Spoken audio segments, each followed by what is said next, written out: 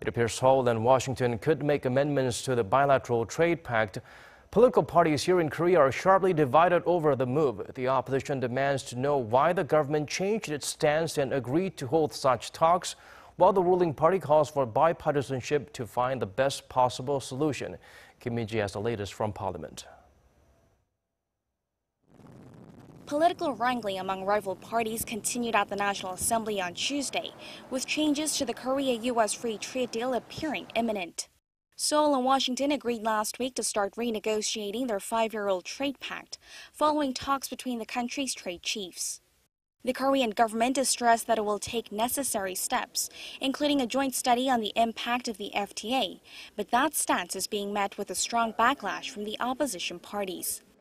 The main opposition Liberty Korea party questioned the Moon Jae-in administration for agreeing to renegotiate after initially hinting that there would be no amendments.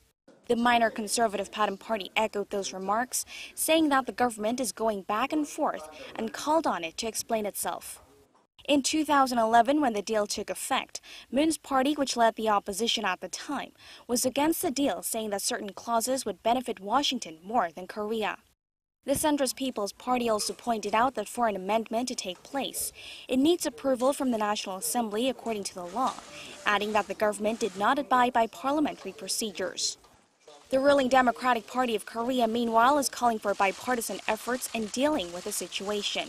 It said a renegotiation had long been on the horizon in view of U.S. President Donald Trump's protectionist tendencies, and so rather than criticize the government, the parties need to come together. It added that they will put the national interest first and closely cooperate with the government to come up with the best possible solution. However, the bickering will likely continue during the National Assembly's audit of government bodies set to kick off on Thursday. Trade Minister Kim Hyun-jong is expected to brief lawmakers on his recent visit to Washington and the outcome of the meeting with his U.S. counterpart. Kim Min-ji, Arirang News.